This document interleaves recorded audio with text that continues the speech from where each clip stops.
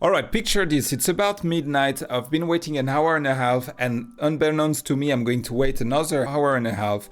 My wife is next to me in the car. She's pissed. That's not how she thought our vacation would go. My 6 years old is in the back, crying and tired, and I'm getting very angry. As a time management coach, I've been waiting for my friend for a long time, and it's pressing all of my buttons. So imagine my surprise when just a few hours later, they're celebrating the whole experience and feeling amazing and feeling a great sense of connection with my wife and my kids. And even, well, okay, I was gonna say and even with this friend, but let's not get ahead of ourselves.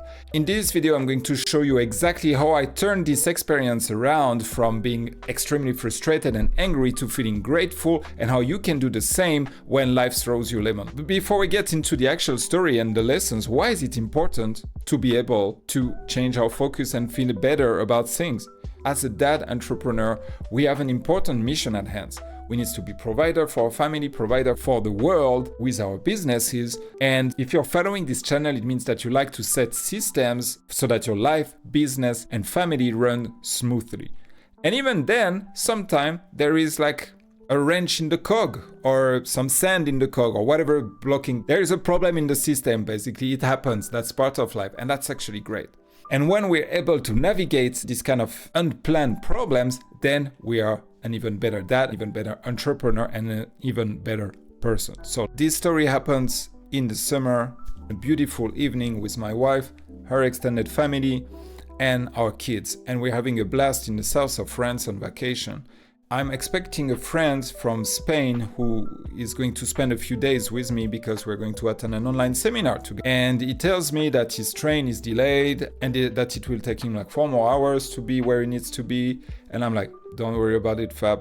I'm going to come and pick you at this train station, which happens to be not far from where we are. He's like, you're sure? And I'm like, yeah, it's fine. We spend a few more hours with my wife and our family in the city.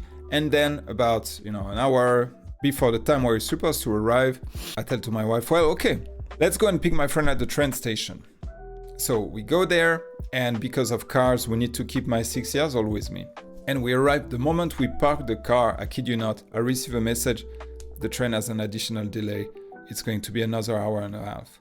Okay, so we're there and we need to make a decision.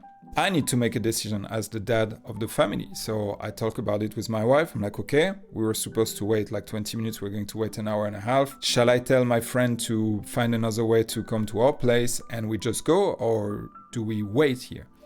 And to her credit, she's like, well, yeah, okay, we can wait. It's fine. It's just an hour and a half.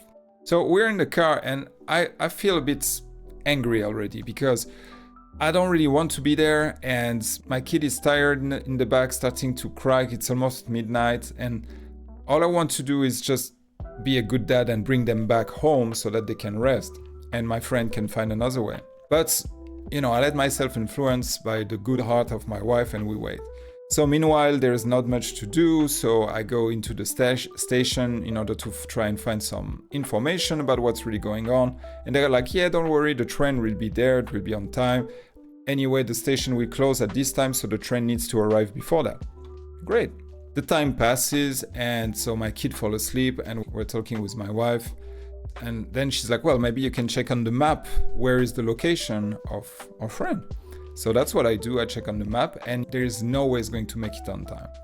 So it's not going to be an hour and a half, it's going to be 3 hours. And we're like, what do we do? And for some reason, we decide to stay. I don't know why we made this decision. But at this stage, I start to be very angry. And that's the first lesson. The reason I'm angry is because of the story I created in my mind.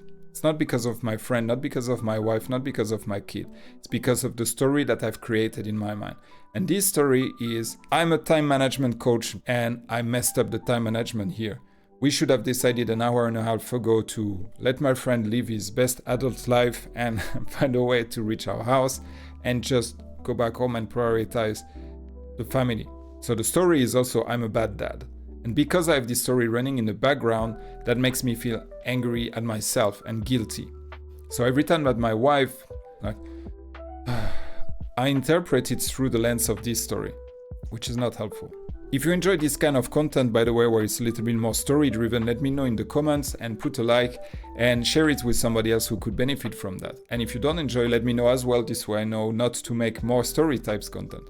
So at this stage, because of these stories bubbling inside me, I decided to create space, which was a good instinct, because I know that if I stay next to my wife, every time she says anything, it's going to make me feel even more guilty and angry. So I told her that I'm going to go around and see if we can find some water, and I get into the station. There happens to be a piano there. Awesome. So I break my pattern by playing piano, because the moment that I play, I change my focus and I break this story.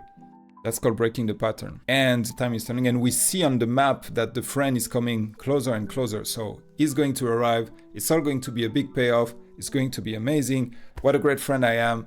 What a great supporting wife I have waiting. So the train arrives, and that's where I lose my temper a little bit. Because the train arrives like this. I've wrote my friend, I don't know, 5 minutes before, and he's like, yep. And people go out of the train, and my friend doesn't get out of the train. And the doors close, and the train just keep on riding. And I'm here on the station, feeling like a douchebag, because the story in my mind is, this is my fault, I'm a bad father, I'm a bad dad, I suck at time management, blah, blah, blah, blah, blah, blah. So, side story. Years ago, I was also in a station, and the train, the doors also closes. And the person I was waiting for wasn't there neither. But she had actually went through another entrance, and that person happens to be my wife. So I was like, okay, I see what you're doing, universe. I get it. I must have missed him. So I go around the whole station. My wife and kids are still in the car waiting. I go around the whole station to find this friend. And no, the universe didn't play a trick on me. Oh, I did play a trick, but not the same as last time. And that's where I explode. Like that, I felt that was the final blow. I just felt so stupid and so angry at my friend, because to add insult to injury, my phone turned off all of a sudden, so I don't know what happened with my friend. And luckily I had given him my wife's phone, so then he writes, and what he writes just drives me completely crazy, because he's like, oh, we didn't know that the train stopped, so we didn't get out of the train. That was crazy. So, second lesson here, how to deal with the physiology of anger. Because in these moments, the animal takes off, like the beast gets out of the cage, and you go into full fight or flight mode. And that's not helpful. So what I've done is I've done some belly breathing. Deep breath into the belly, even longer breath through the mouth. And I've done that a few times. Could feel the blood pumping into my head and feeling so stupid, so angry. And the story like going full on, you're so stupid. Oh, this guy doesn't respect you. He's not even your friend. What the hell are you doing that for? You suck as a dad. You suck as time and blah, blah, blah. The biggest part of the story is your wife is going to think you're a piece of crap. So now I need to come back from the station toward the car and tell my wife that we've been waiting here for 3 hours for nothing. I'm going to tell you in a second how she reacted. If you like this kind of story, I put a link to another video where I talk about the time I was in the car with my mom and we had a car accident, we almost died, and what that taught me about sales and entrepreneurship. So feel free to check that out as well. So I arrive at the car, and that's why my wife is the best life partner that I can ever dream of, because I saw on her face, I don't read her mind, so I don't know which story she had exactly, but I saw on her face like the physiological effect that I had just experienced. And she was like, but then she laughed because she's clever and she knows that laughing breaks the pattern. So she started to laugh at the situation, which is comical really, because we've spent 3 hours for a friend who didn't show up. So it's like full waste of 3 hours. Oh, was it? Wait until the end of the video to figure it out. She laughed. And then immediately she switched to nurturing mode. She's like, hey, it's okay. I'm sure there is a reason. Breathe, let's go back home. Everything's gonna be all right. And I can barely hear it through the anger that I'm experiencing in this moment. But I'm like, okay. So I drive home and my only thought in this moment, again, survival instinct is, oh no, you are in an altered state of consciousness right now because of what happened. Pay attention to the road, because I've noticed that in the past, when the first bad thing happened, sometimes there's a few others that are on the back of them.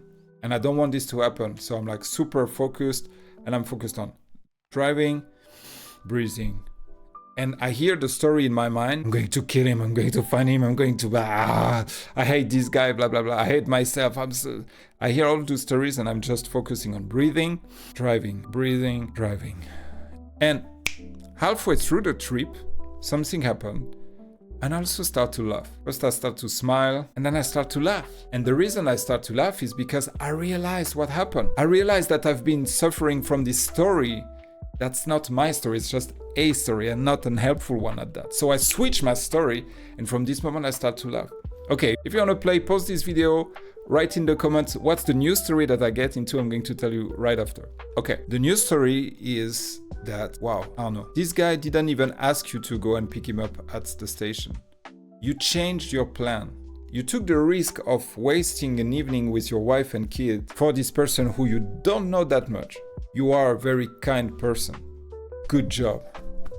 Not only that, but when shit hit the fan, you saw that your wife was going to get angry at you, make fun of you, make you feel guilty, and how she reacted was from a loving place.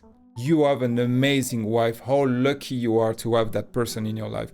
How much do you love her? Gratitude. And again, good job. Good job to me, good job to her.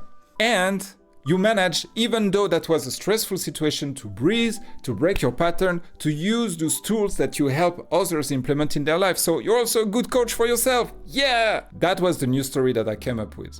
Now it's time to apply that and make this whole video 10 times more valuable for you. Because if you apply it, your life will change.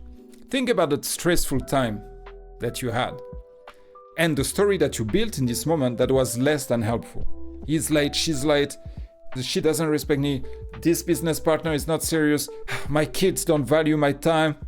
Think about the story that you came up with that was not the most useful. And think about another story that you can replace that could be equally true. I'm not asking you to put your pink glasses on and just be like, everything's amazing. No, stay true to who you are, stay true to your vision of reality, but find another truth, another story that could be at least as true as the previous one that you could replace in this situation, and put it in the comment. Now, the end of the story and what happened when my friend finally reached my place, I'll tell you in another video if you like, but the whole point that I want you to take home is change your story, change your life. And that's not from me, by the way, that's from Tony Robbins, the inventor of the coaching industry, someone who's been delivering value for 47 years at the time of this recording. So trusted source.